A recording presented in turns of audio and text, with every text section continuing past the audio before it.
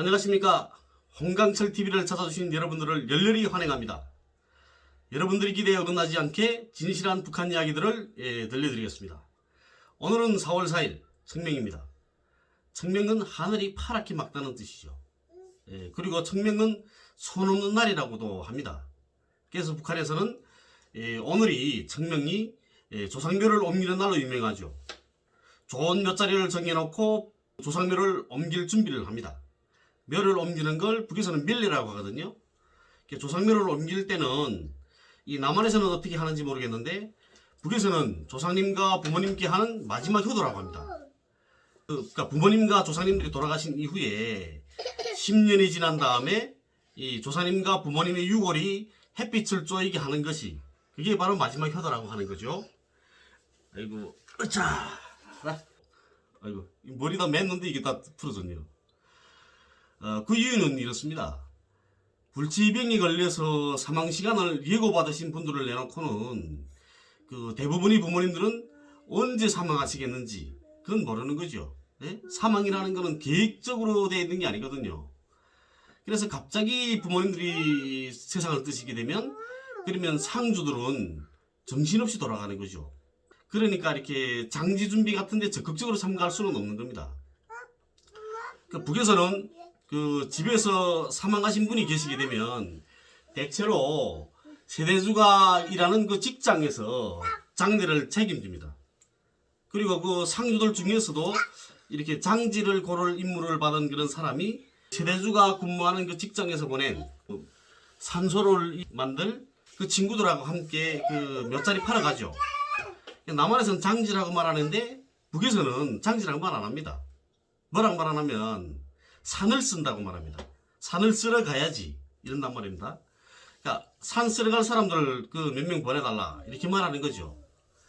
그러니까 북은 전국토가 전인민족 소유가 아닙니까? 그러니까 개인들이 산을 쓰는 데가 쓰는 그런 문제를 가지고는 누구도 시비를 걸지 않습니다. 다만 산소를 쓰는 장소가 농경지라든가 그리고 또 개발이 예정되어 있는 그런 지역이면 안 되죠. 그 외에는 괜찮습니다. 그런데 상주가 이렇게 한 명일 때는 본인이 갈 수 없고 그리고 또 직장 친구들이 스스로 몇 자리를 정하고 파게 되는 경우들도 많습니다. 그리고 상주들 중에서 한 명이 따라간다고 하더라도 이렇게 추운 겨울일 경우에는 몇 자리 파는 그 사람들한테 미안하죠. 북은 이렇게 남한처럼 얕게 어는 게 아니고 1m 이상 놉니다. 땅이. 그러니까 미안한 겁니다. 그리고 산소의 위치를 정하는 것도 여러 가지 조건들이 있습니다. 그 뒤에는 산이 병풍처럼 이렇게 둘러막혀 있어야 되고, 그리고 앞에는 강물이 흘러야 되는데, 그 흘러내려오는 강물만 보이고, 흘러간 강물은 보이지 말아야 되는 겁니다. 그리고 또 멀리 그 산봉우리들이 보여야 되는데, 그 산봉우리 중에서도 제일 높은 산봉우리, 그 산봉우리와 직선이 돼야 됩니다. 이런 조건들을 정하고 산을 쓰는데, 훗날에 보게 되면 이 상주들이 마음에도 안 들 수도 있는 거죠. 남이 하는 거니까.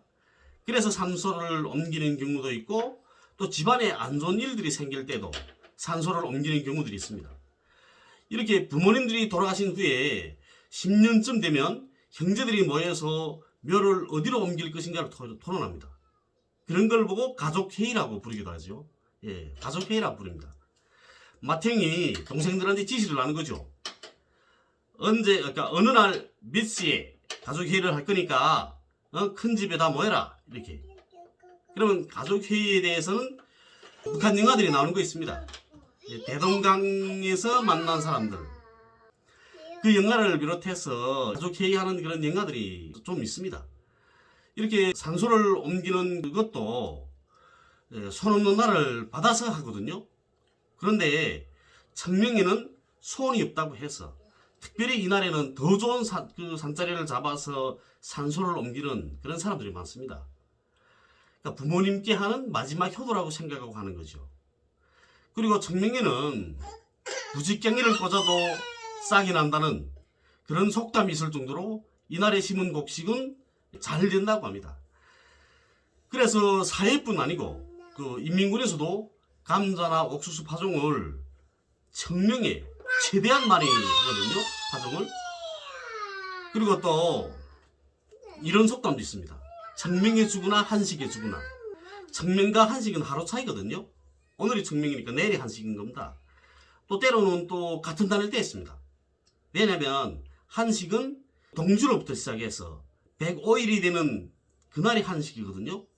그래서 같은 날이 될 때도 있는 겁니다. 동주를 기준으로 계산하기 때문에. 그러니까 북한에서는 청명과 이 한식에 관련해서 이런 말이 있습니다. 청명과 한식과 단어에 관련해서요. 이런 말이 있습니다. 물한식, 불단호 이렇게 말하거든요. 예. 한식에는 비가 와야 되고 단어는 또 불같이 뜨거워야 농사가 잘 된다는 겁니다. 그래서 내일은 비가 좀 왔으면 좋겠습니다. 부디 농사가 잘 돼서 강명도 같은 이런 쓰레기들이 북에서 굶어 죽었다는 이런 개소리들이 안 나오게끔 했으면요. 또 단어 이야기는 단어 때 해드리기로 하고 오늘은 청명, 한식 즉 오늘 북한 사람들이 오늘과 내일에 뭘 할까에 대해서 제가 이야기해드리고 있는 겁니다. 오늘은 이렇게 산소가 있는 북한 사람들은 모두 산소에 가는 날입니다. 청명하고 추석에 산소 보러 오지 않게 되면 형제들한테서 욕을 먹습니다. 그런데 우리 가족들은 가지 못했습니다. 저만 가지 못한 게 아니고 우리 가족만 가지 못한 게 아니고 탈북민 모두가 가지 못했죠. 우리는 새벽 0시에 장인 어르신과 장모님한테 이렇게 제사를 지냈습니다. 여권과 여행 경비만 있으면 세계 어느 곳이나 갈 수 있거든요. 그런데 고향집만은 못 갑니다. 이보다 더 억울한 일들이 어디 있겠습니까? 청명이 되게 되면 고향집이 더 그리워지는 겁니다. 탈북민 모두가 고향이 부모님 산소에 술을 부을 수 있는 그날까지 그리고 우리 구독자분들과 지인들과 함께 백두고원, 개마고원에 캠핑 가는 그날까지 그날을 위해서 오늘도 열심히 노력하겠습니다. 우리 홍민지 양께서 지금 너무 복잡하게 놀아서 좀 방송이 그렇긴 한데 좀 이쁘게 봐주시면 감사하겠습니다. 감사합니다.